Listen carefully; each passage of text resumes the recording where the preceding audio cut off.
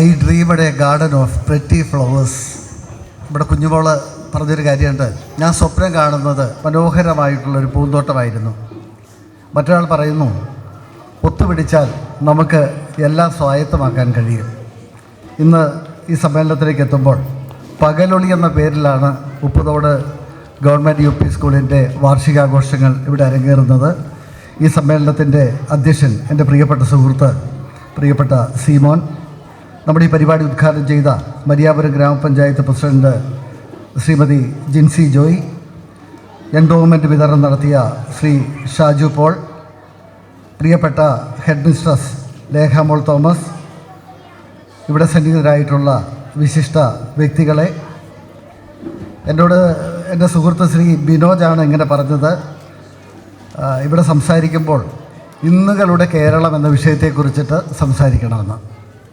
കെട്ടിരിക്കുന്നു വഴിവക്കിലെ വിളക്കുകൾ, പെട്ടെന്ന് പോലീസ് വാനിൻ സൈറണോ മുഴങ്ങുന്നു, വാതിൽ മുട്ടുവത് ഏത് വീട്ടിൽ, ആർ പ്രാകുന്നു വീഴുന്നു തോക്കിൻ പാത്തി ഏതെല്ലിൽ. കലുഷിതമായൊരു കാലഘട്ടത്തെ സൂചിപ്പിക്കുന്ന ഒരു കാവ്യ ഭാഷയാണിത്. ഇന്ന് ഉപ്പുതോട്ടിലേക്ക് എത്തുമ്പോൾ, നിങ്ങളുടെ സ്കൂളിലേക്ക് എത്തുമ്പോൾ, വർഷങ്ങൾക്ക് മുമ്പ് ഞാൻ സൗമ്യ ടീച്ചറിൻ്റെ ഒരു കാലത്ത് ഞാൻ ഇവിടേക്ക് എത്തുമ്പോൾ ഈ കെട്ടിടത്തിൻ്റെ പുറകിൽ ഒരു ഓടിട്ട കെട്ടിടം ഉണ്ടായിരുന്നു.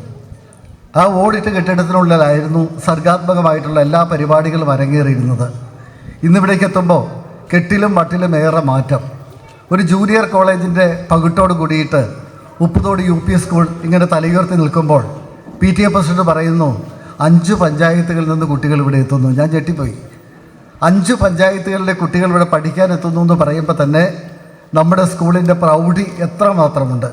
മറ്റൊരു പ്രത്യേകത കൂടി ഞാൻ കണ്ടത്, മറ്റൊരിടത്തും ഇങ്ങനെയുള്ള ആഘോഷങ്ങൾക്ക് പോകുമ്പോൾ കാണാത്ത ഒരു പ്രത്യേകത, ചേർന്ന് നിൽക്കുന്നു ഒരു അംഗൻവാടി, അല്ലേ? നമ്മുടെ സ്കൂളിനോട് ചേർന്ന് നിൽക്കുകയാണ് ഒരു അങ്കണവാടി.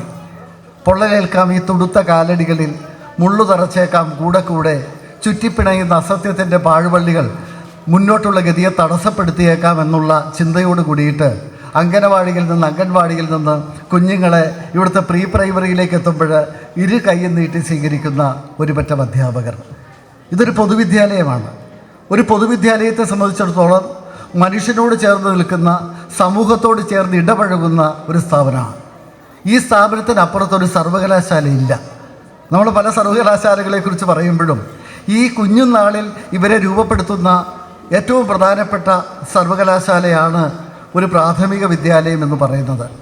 ഈ പ്രാഥമിക വിദ്യാലയത്തിൽ നിന്നാണ് നമ്മുടെ കുഞ്ഞുങ്ങൾ വിശാലമായ ലോകത്തേക്ക് പോകുന്നത്. അവിടെ ചെല്ലുമ്പോഴാണ് നമുക്കിന്ന് ഒരുപാട് സങ്കടം. ശ്രീ ഷാജു പോൾ ഇവിടെ പറഞ്ഞു, കഴിഞ്ഞ ഒരു മാസക്കാലം എത്രത്തോളം സങ്കടങ്ങളാണ് നമ്മുടെ കേരളം ഏറ്റുവാങ്ങുന്നത്. ഇപ്പോഴും അതിൻ്റെ അലകൾ മാഞ്ഞിട്ടില്ല.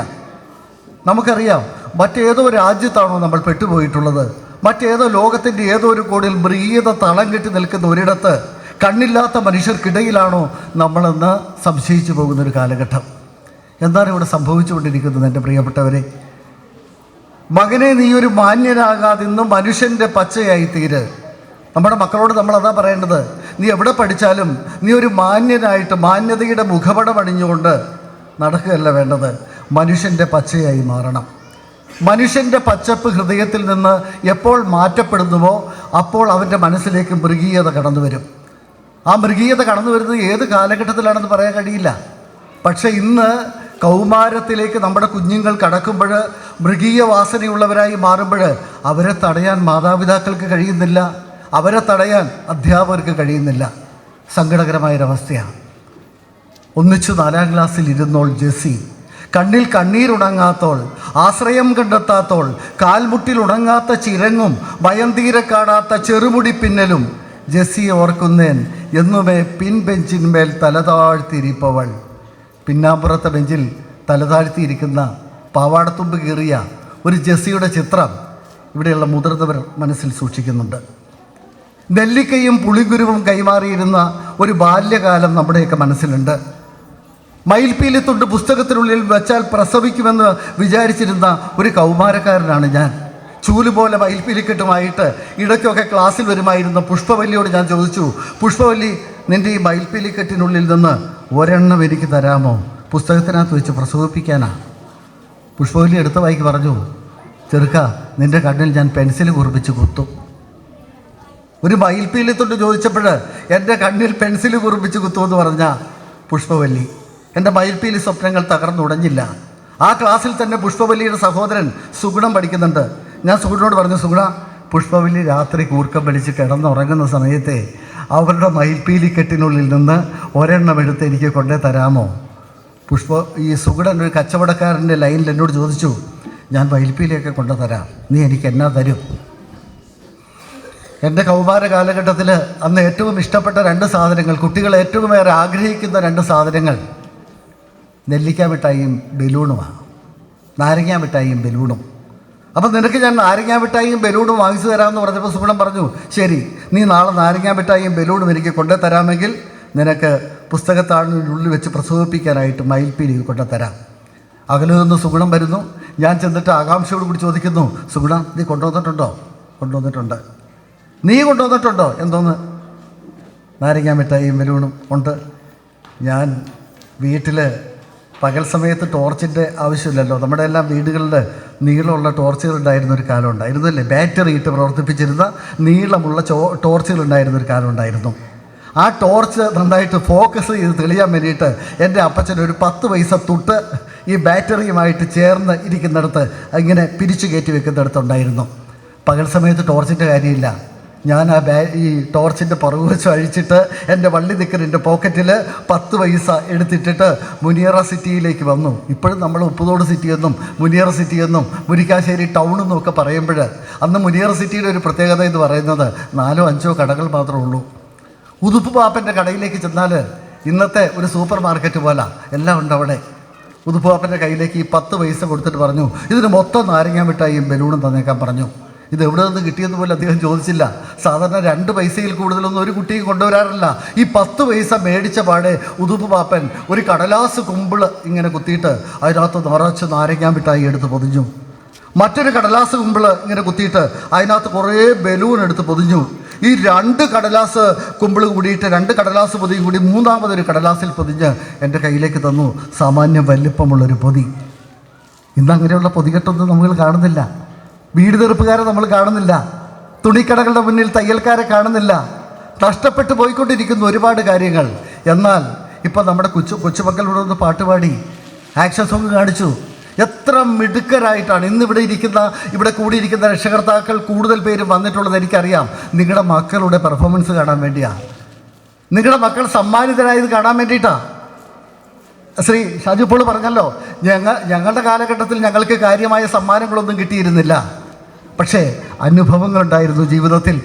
ആ അനുഭവങ്ങളാണ് സിമോൻ പറഞ്ഞതുപോലെ, ഈ അനുഭവങ്ങളാണ് ഞങ്ങളുടെ കാരണവന്മാർ കൊണ്ട വെയിൽ. അത് ഞങ്ങൾക്ക് തണലായിരുന്നു. ഇപ്പം നിങ്ങൾ കൊള്ളുന്ന വെയിലില്ലേ എൻ്റെ പ്രിയപ്പെട്ടവരെ? ഇവിടെ ഇരിക്കുന്ന വല്യപ്പച്ചനും വല്യമ്മച്ചിയും കൊണ്ട് ഒരുപാട് വെയിലുണ്ട്. ഇവിടെ ഇരിക്കുന്ന പപ്പയും അമ്മയും അപ്പച്ചനും അമ്മയും ഉമ്മയും ബാപ്പയും കൊണ്ട വെയിലുണ്ട്. ആ വെയിൽ നിങ്ങൾ കൊള്ളുന്നുവെന്ന് നിങ്ങളുടെ മക്കളെ തിരിച്ചറിയിക്കണം. എപ്പോഴാണ് തെറ്റുപറ്റുന്നത്? എനിക്ക് തോന്നുന്നു നമുക്ക് തെറ്റുപറ്റിയത് എപ്പോഴാണെന്ന് അറിയാമോ?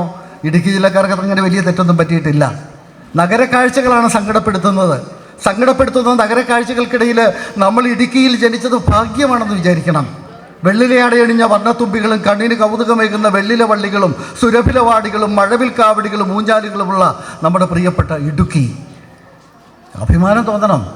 ഇടുക്കിക്കാരനായി പോയതിൽ, ഉപ്പുതോടുകാരനായി പോയതിൽ, മുനിയറക്കാരനായതിൽ നമുക്ക് സങ്കടം വേണ്ട. എന്താ പ്രത്യേകത? സംസ്ഥാനത്തെ ഏറ്റവും വലിയ ജലസംഭരണിയും വൈദ്യുത ഉൽപ്പാദന സ്രോതസ്സും ഇടുക്കിയിലാണ്. 1 ഡസനോളം അണക്കെട്ടുകളുണ്ട് ഇടുക്കിയിൽ. മഴക്കാലത്ത് നമ്മളെ വിറപ്പിക്കുന്ന ഒരു അണക്കെട്ടുണ്ട്. ഏത് അണക്കെട്ടാണ് അത്? മഴക്കാലത്ത് എല്ലാവരും പേടിയോടുകൂടി പറയുന്ന ഒരു അണക്കെട്ടുണ്ടല്ലോ, ആ മുല്ലപ്പെരിയാർ. എന്നോട് ആകാശവാണിയിൽ നിന്നും ദൂരദർശനിൽ നിന്നൊക്കെ വിളിച്ചു ചോദിക്കും, ആൻ്റണി എത്രയായി മുല്ലപ്പെരിയാറിലെ ജലനിരപ്പ്? 140 കഴിഞ്ഞു. പൊട്ടുവെന്ന് അവർ മാത്രമല്ല ചോദിക്കണേ, ആലുവക്കാരും എറണാകുളംകാരും തൃശ്ശൂരുകാരും ഒക്കെ ചോദിക്കുക.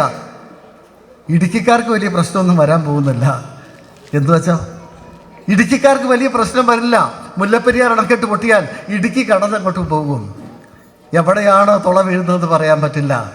പക്ഷേ എങ്കിൽ പോലും ഉപ്പുതോടുകാർ പേടിക്കേണ്ട, മുനിയറക്കാർ പേടിക്കേണ്ട, വാത്തിക്കുടിക്കാരോ കാമാക്ഷി പഞ്ചായത്തുകാരോ പേടിക്കേണ്ടതില്ല. പക്ഷേ ഈ ലോകത്ത് എവിടെയെങ്കിലും ഒരു സങ്കടം ഉണ്ടായാൽ ആ സങ്കടം എൻ്റേത് കൂടിയാണെന്ന് നമുക്ക് ചിന്തിക്കാൻ കഴിയുമ്പോഴാണ് എൻ്റെ പ്രിയപ്പെട്ടവരെ, മറ്റൊരാൾ, ഒരു യാചകൻ ഇങ്ങനെ കണ്ണ് നിറഞ്ഞിട്ടൊരു യാചകൻ നമ്മളോട് പൈസ യാചിക്കുമ്പോൾ നമ്മുടെ മക്കൾ അങ്ങോട്ടേക്കൊന്ന് നോക്കിയിരുന്നെങ്കിലെന്ന് നമ്മൾ ആഗ്രഹിക്കും. നമ്മുടെ മക്കൾ അങ്ങോട്ടേക്ക് നോക്കുമ്പോൾ ആ യാചകൻ്റെ കണ്ണുനീര് കണ്ടിട്ട് ഇവരുടെ ഹൃദയത്തിൽ ഒരു സങ്കടം ഉണ്ടാവുന്നുണ്ടെങ്കിൽ നമ്മുടെ മക്കൾ മനുഷ്യർ തന്നെയാണ്. പൊട്ടിച്ചിരിക്കാൻ നമ്മുടെ മക്കൾക്ക് കഴിയുന്നുണ്ടെങ്കിൽ, ഒരു ചെറിയ നർമ്മം അറിയുമ്പോൾ, ഒരു ചെറിയ ഹാസ്യം അറിയുമ്പോൾ പൊട്ടിച്ചിരിക്കാൻ നമ്മുടെ മക്കൾക്ക് കഴിയുന്നുണ്ടെങ്കിൽ അവർ മനുഷ്യർ തന്നെയാണ്.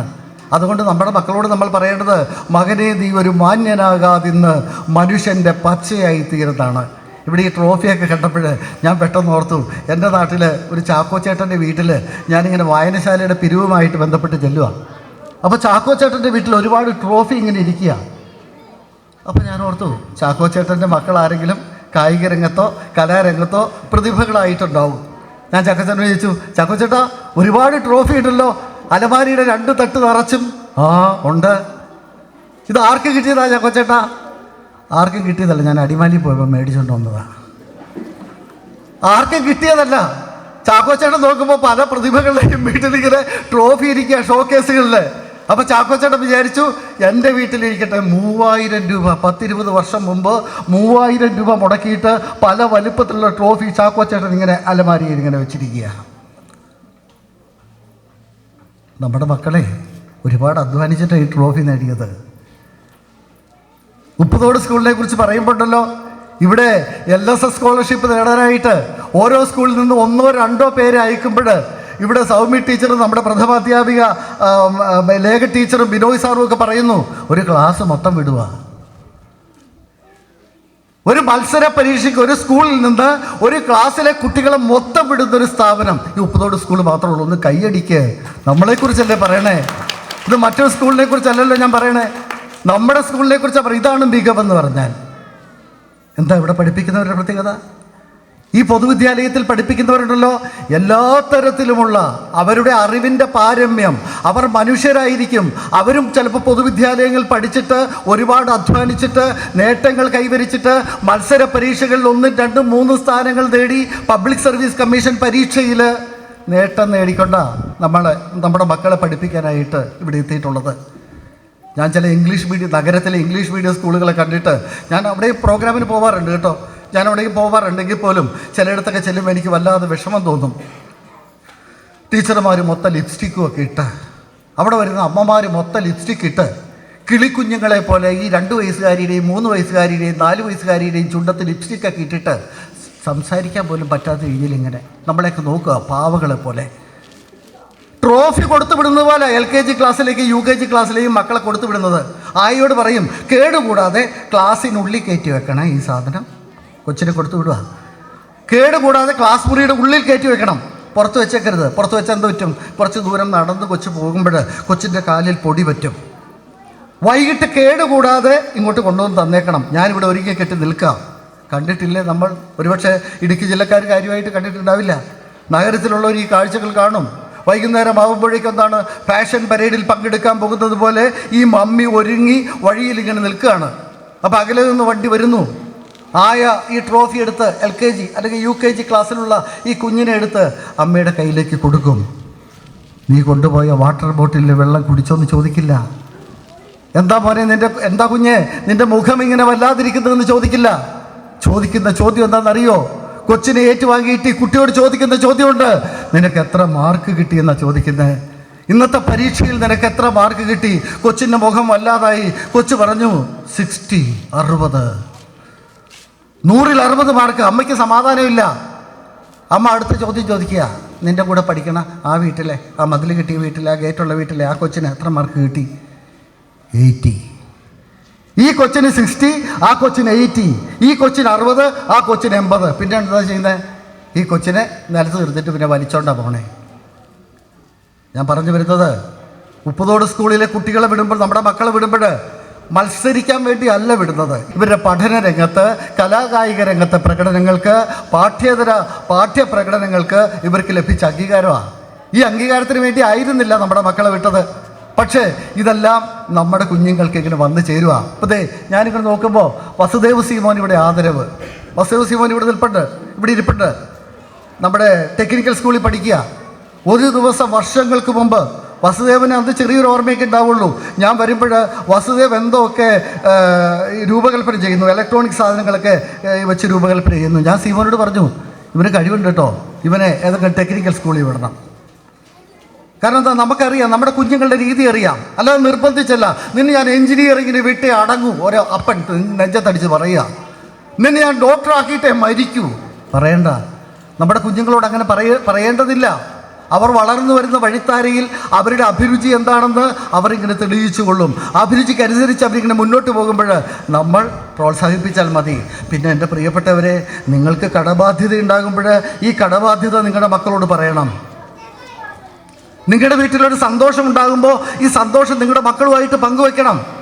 ഇതങ്ങനെയല്ല, പപ്പയുടെ സങ്കടമൊന്നും മക്കളോട് പറയരുതെന്ന തീരുമാനം. ആരുടെ തീരുമാനം? മമ്മിയുടെ തീരുമാനം. പപ്പ ജപ്തി നോട്ടീസും പിടിച്ചോണ്ടിങ്ങനെ ഇരിക്കുക, ആരറിയിക്കാതെ. കെണിയാണെന്നറിയാം, വച്ചതു നീയാണെന്നും അറിയാം, വിശപ്പിനേക്കാൾ വലുതല്ലല്ലോ മരണം. എലിക്കത്രിയിൽ തേങ്ങാക്കൊത്ത് കിളിച്ചു വെച്ചിട്ട് എലി പറയുന്ന കവിത കേട്ടോ ഞാൻ പറഞ്ഞേ. എലി പറയുന്ന കവിത ശ്രദ്ധിക്കണേ. എലി പറയുവാണ്, തേങ്ങാക്കൊത്ത് ഇങ്ങനെ കിളിച്ചു വെച്ചേക്കോ എലിക്കത്രിയിൽ, ഇത് കടിച്ചാൽ തട്ടിപ്പോകും. കടിക്കാതിരിക്കാനും പറ്റില്ല. എന്താണെന്നറിയോ? കെണിയാണെന്നറിയാം, വച്ചതു നീയാണെന്നും അറിയാം, വിശപ്പിനേക്കാൾ വലുതല്ലല്ലോ മരണമെന്ന് പറഞ്ഞിട്ട് ഈ തേങ്ങാക്കൊത്ത് കടിക്കാൻ പോകുന്ന ഒരു എലിയുടെ അവസ്ഥ ഒന്ന് ആലോചിച്ച് നോക്കിയേ. ഇന്നത്തെ കാർഷിക രംഗത്തെക്കുറിച്ച് എൻ്റെ പ്രിയപ്പെട്ട അപ്പച്ചന്മാരോട് പറയേണ്ടതില്ല. കുരുമുളക് ധാരാളം ഉണ്ടായിരുന്നു ഞങ്ങളുടെയൊക്കെ നാട്ടിൽ. കുരുമുളകെല്ലാം പൂർണ്ണമായിട്ട് നശിപ്പിച്ചിട്ട് എന്ത് കൃഷിയിലേക്ക് മാറി? ഏലം കൃഷിയിലേക്ക് മാറി. ഏലമെല്ലാം ഇങ്ങനെ വരണ്ടുണങ്ങി നിൽക്കുക. കെട്ടാവുന്നിടത്ത് നിന്നെല്ലാം മേടിച്ച് ഗ്രീൻ നെറ്റും വാങ്ങി ഇങ്ങനെ മുകളിൽ ഇങ്ങനെ പന്തല് പോലെ ഇട്ടിരിക്കുക. എല്ലാം വറ്റി വരണ്ടിരിക്കുന്നു. പുഴയും കൈത്തോടും വറ്റി വരണ്ടിരിക്കുന്നു. കടവിൽ കയറ്റി വെച്ച കടത്തുവള്ളത്തിൻ്റെ അമരത്ത് ഒന്നും ചെയ്യാനില്ലാതെ മുട്ടിനിടയിൽ തലതിരികെ കുനിഞ്ഞിരിക്കുന്ന കടത്തുകാരനെ ഞാൻ കണ്ടു എന്ന് പറയുന്ന നിസ്സഹായ അവസ്ഥ. ഞാൻ പറഞ്ഞു വരുന്നത്, പ്രകൃതി തിരിച്ചടിക്കുക മനുഷ്യരെ. പണ്ട് ഞാൻ പ്രഭാതഫേരി ചെയ്തിരുന്നപ്പോൾ 25 വർഷം മുമ്പ് ഇവിടെ രാമക്കൽമേടും തൂക്കുപാലം ഒക്കെ ഉൾപ്പെടുന്ന കരുണാപുരം പഞ്ചായത്തിൽ ചെന്നിട്ട് ചോദിച്ചു, പ്രസിഡൻറ്റ് ഇവിടെ എത്ര കുഴൽക്കിണറുണ്ട്? അന്നത്തെ പ്രസിഡന്റ് പറഞ്ഞു, 5000 കുഴൽക്കിണറുണ്ട് സാറേ. അത്ര വർഷം മുമ്പ് 5000 കുഴൽക്കിണർ ഉണ്ടായിരുന്നു. തമിഴ്നാടിനോട് ചേർന്ന് കിടക്കുന്ന പ്രദേശമായതുകൊണ്ട് കുഴൽക്കിണർ കുത്തിയാലേ അവിടെ വെള്ളം കിട്ടുള്ളൂ. ഞാൻ ഏതാണ്ട് 5 വർഷം മുമ്പ് അവിടെ ചെന്നപ്പോൾ പറഞ്ഞു, 20 വർഷം മുമ്പ് ചെന്നപ്പോൾ 5000 കുഴൽക്കിണറായിരുന്നു. 5 വർഷം മുമ്പ് അവിടെ ചെന്നപ്പോൾ 35,000 കുഴൽക്കിണർ. 5000-ൽ നിന്ന് 35,000-ലേക്കുള്ളൊരു മാറ്റം എൻ്റെ പ്രിയപ്പെട്ടവരെ. എന്ത് പറ്റിയെന്നറിയാമോ? ഈ 35,000-ൽ എത്ര കുഴൽക്കിണറിൽ വെള്ളമുണ്ടെന്ന് അന്വേഷിക്കുമ്പോഴാണ് 10,000-േ ഉള്ളൂ. ബാക്കിയെല്ലാം പോയി. എങ്ങോട്ട് പോയി?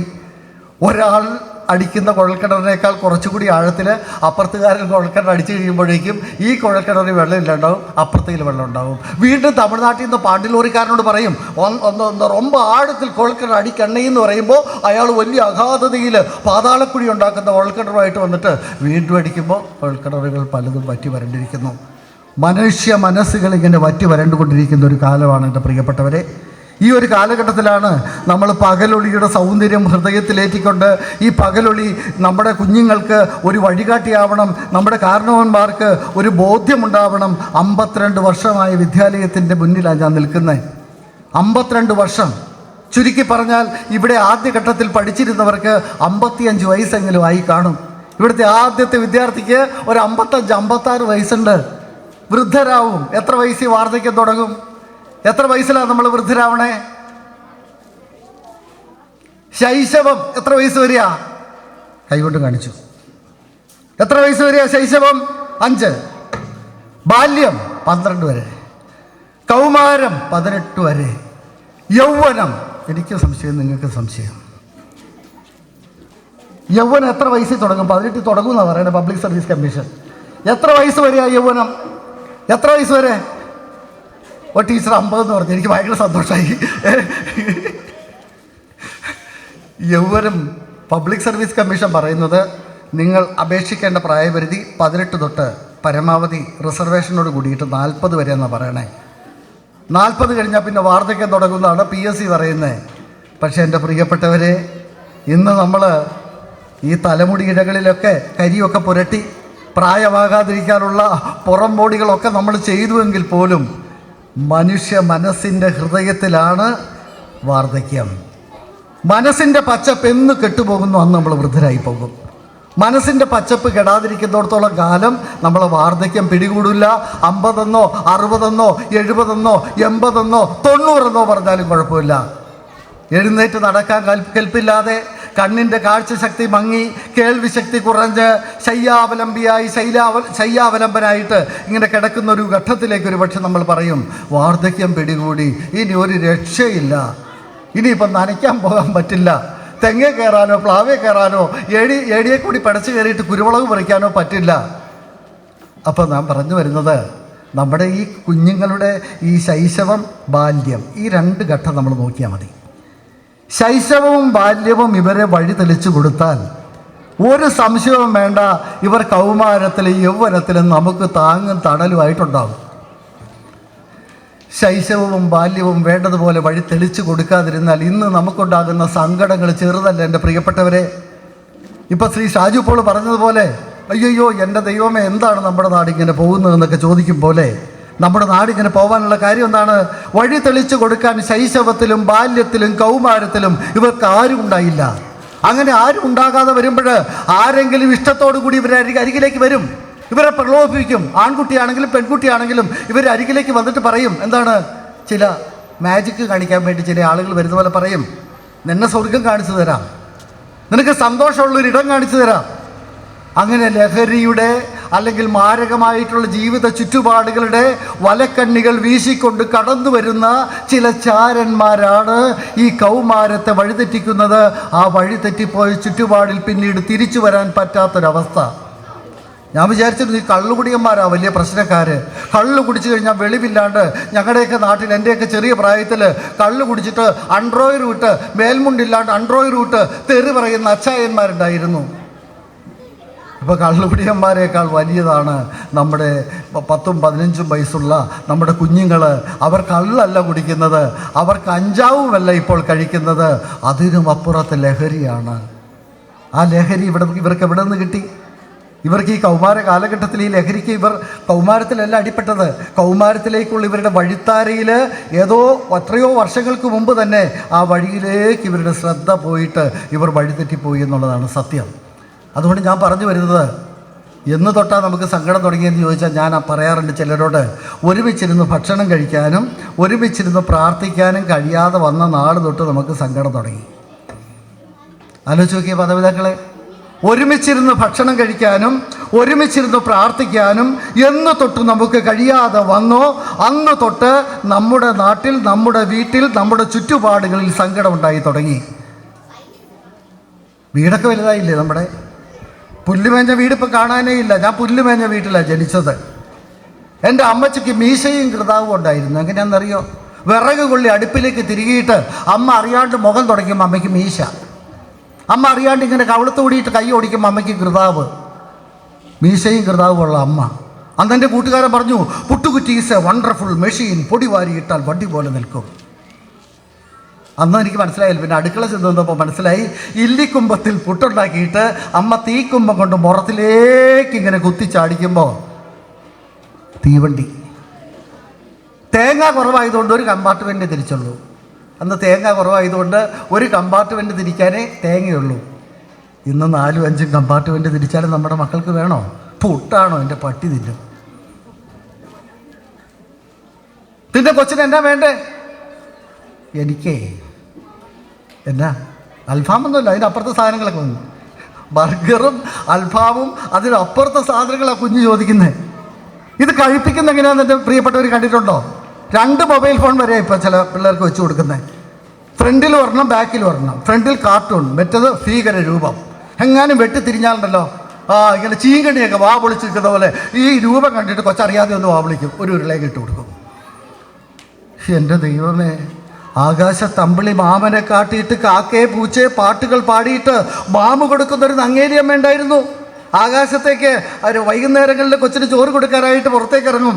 ആകാശത്ത് ദേ അമ്പിളിമാമൻ ദേ വരുന്നുണ്ട് കേട്ടോ എന്ന് പറയുമ്പോഴേക്കും കൊച്ചു വാ പൊളിച്ചിട്ട് മുകളിലേക്ക് നോക്കുമ്പോൾ വെളിച്ചെണ്ണ ഒഴിച്ച ഉപ്പ് കലർത്തിയ ചൂട് ചോറ് ചെറിയ ഉരുളയായിട്ട് അമ്മ വാരിക്കൊടുക്കും.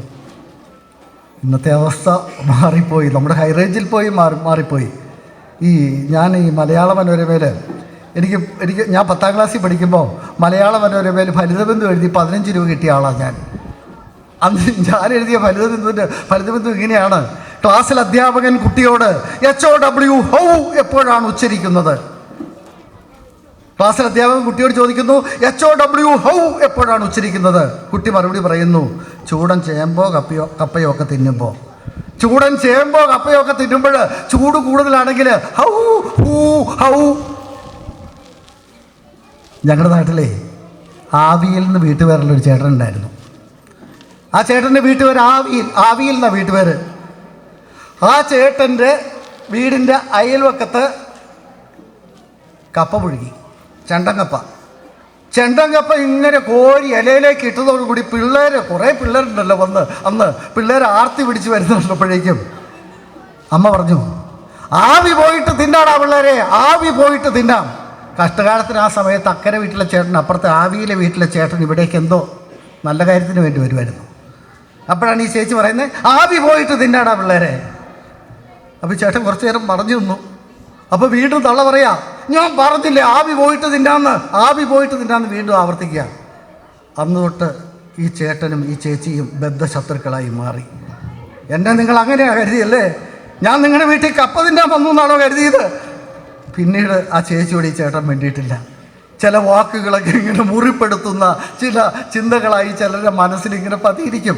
ചിലപ്പോൾ നമ്മൾ മനഃപൂർവ്വമല്ലായിരിക്കും. ഞാൻ ഈ ബൈക്കിനാണ് കൂടുതൽ സഞ്ചരിക്കുന്നത്.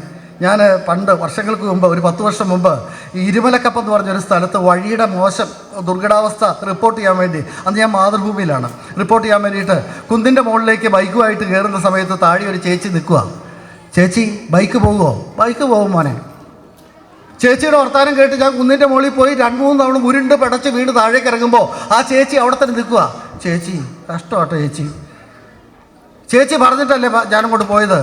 ഞാൻ പറഞ്ഞില്ലേ മോനെ ബൈക്ക് പോകുമെന്ന്. ചേച്ചി പറഞ്ഞത് ബൈക്ക് പോകുമെന്നാണ്. ബൈക്ക് തകർന്നു പോകുന്നതാണ് ചേച്ചി പറഞ്ഞത്. ഞാൻ കേട്ടത് ബൈക്ക് പോകുന്ന, ബൈക്ക് വേഗത്തിൽ ഓടിച്ചു പോകാമെന്നാണ് ഞാൻ വിചാരിച്ചത്. ചേച്ചി പറഞ്ഞത്, ഞാൻ പറഞ്ഞ ചില വാക്കുകളുടെ പദപ്രയോഗങ്ങളുടെ പ്രത്യേകതകളെക്കുറിച്ചാണ് ഞാൻ പറഞ്ഞു വരുന്നത്. ഇന്ന് കേരളത്തിലെ മക്കൾ അമ്മയെന്ന് വിളിച്ചാലും മമ്മി എന്ന് വിളിച്ചാലും അമ്മയെന്ന് മറക്കാതിരുന്നാൽ മതി.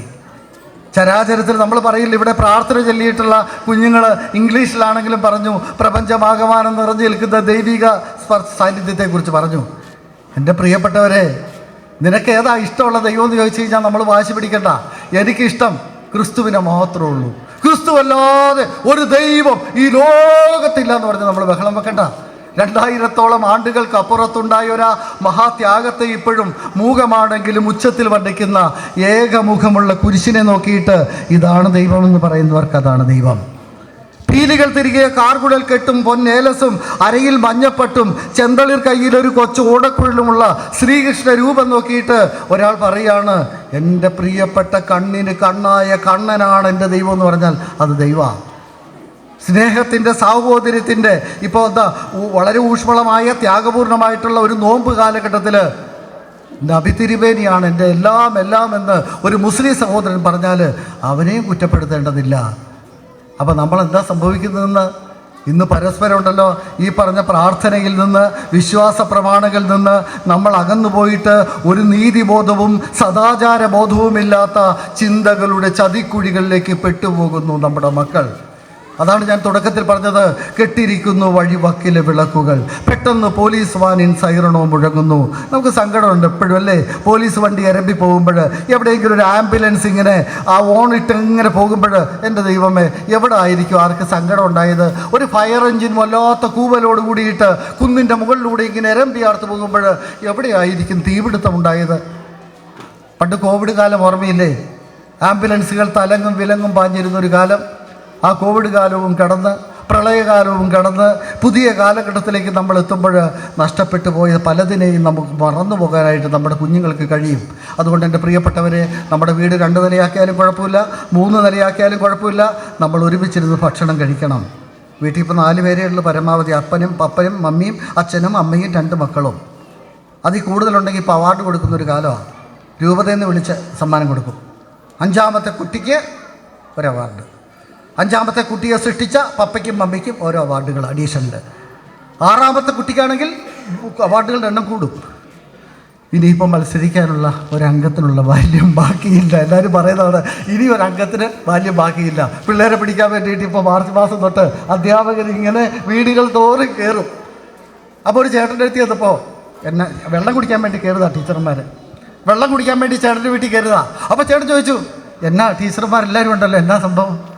അതെ ചേട്ടാ, നമ്മുടെ സ്കൂളിൻ്റെ അവസ്ഥ അറിയാമല്ലോ.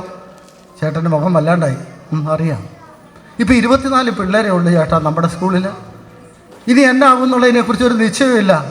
അതുകൊണ്ട് ഞങ്ങളിങ്ങനെ ചുമ്മാ ഇറങ്ങിയതാണ് ഈ വഴിക്കൊക്കെ. അപ്പം ചേട്ടൻ പറഞ്ഞു, ദേവകി ഇവിടെ ഇല്ല, ദേവകി വന്നിട്ട് ഞാനൊന്ന് ആലോചിച്ച് നോക്കട്ടെ.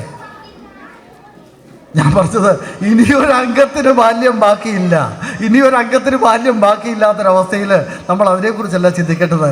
നമ്മുടെ മക്കളെ, നിലവിലുള്ള മക്കളെ, അല്ലെങ്കിൽ നമ്മുടെ അയൽവാസിയോട് പറയണം, മക്കളെ പഠിപ്പിക്കാൻ, കുഞ്ഞിനെ പഠിപ്പിക്കാനായിട്ട് നല്ലൊരു സ്കൂള്, ഒരു പൊതുവിദ്യാലയത്തിൽ ഇതിൻ്റെ അകത്തേക്ക് ഞാൻ കയറിയില്ല.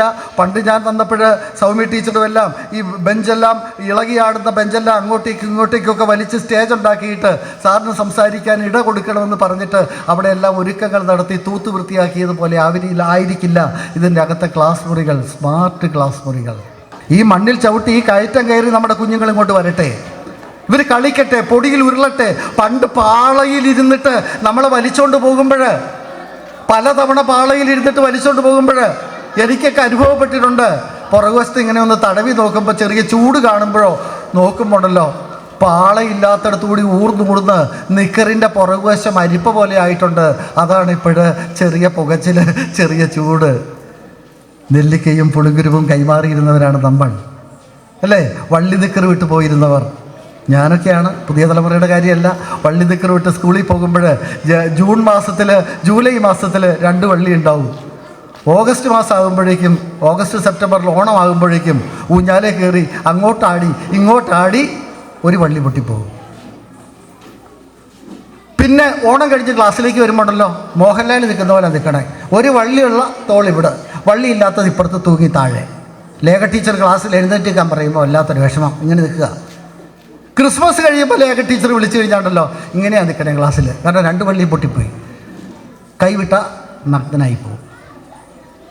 ആ അവസ്ഥയിൽ നിന്നാണ് നമ്മൾ മക്കളെ പഠിപ്പിച്ചത്. ആ അവസ്ഥയിൽ നിന്നാണ് നമ്മുടെ മക്കൾ ഇത്രത്തോളം എത്തിയത്. മിടുക്കരാണ് ഇന്നത്തെ പിള്ളേർ.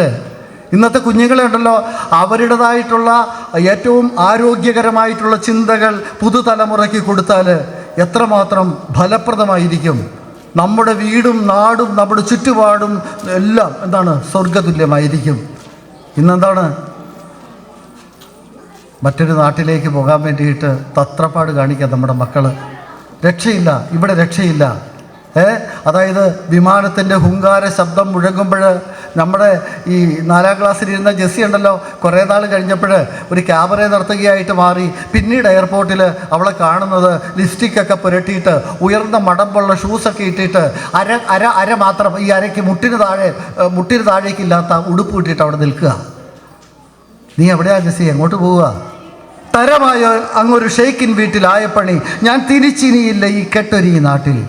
തരമായി അങ്ങൊരു ഷെയ്ക്കിൻ്റെ വീട്ടിലായപ്പണി ഞാൻ തിരിച്ച് ഈ കെട്ട നാട്ടിലേക്കില്ല എന്ന് പറഞ്ഞിട്ട് നമ്മുടെ മക്കൾ പറന്നു പോകുമ്പോൾ നമുക്ക് വല്ലാതെ വേദനിക്കും. ഉപ്പ് ഉറകെട്ട് പോയാൽ ഒരു ഫലമില്ലെന്നാണ് പറയണേ. ഉപ്പിൻ്റെ ഉറ നഷ്ടപ്പെട്ടു പോയാൽ, ഉപ്പിന് ഉപ്പുരസം ഇല്ലെങ്കിൽ പിന്നെ എന്താ? ഈ ഉപ്പാണ് എൻ്റെ അച്ഛൻ വിയർത്ത ഉപ്പ്. ഈ ഉപ്പാണ് അച്ഛൻ കിളച്ചപ്പോൾ ആ മണ്ണിൽ വീണ വിയർപ്പ്. ഈ ഉപ്പാണ് ഉപ്പുതോട് സ്കൂള് എന്താ ഒരു കെട്ടിടം പോലും ഇല്ലാതിരുന്ന ഒരു കാലഘട്ടത്തിൽ ഓലമേഞ്ഞ ഒരു ഷെഡിൽ, പുല്ലുമേഞ്ഞ ഒരു ഷെഡിൽ ഈ സ്കൂളിനെ രൂപപ്പെടുത്തിയ 52 ആണ്ടുകൾക്ക് മുമ്പ് രൂപപ്പെടുത്തിയ ആ പൂർവ്വകാല ആളുകൾ പലരും ഇന്നില്ല. പലരും മരിച്ചു പോയിട്ടുണ്ടാവും, ചിലർ ജീവിച്ചിരിപ്പുണ്ടാവും. അവർക്ക് ഇന്ന് വാർഷികത്തിന് വരാനായിട്ടുള്ള കേൾപ്പുമില്ല.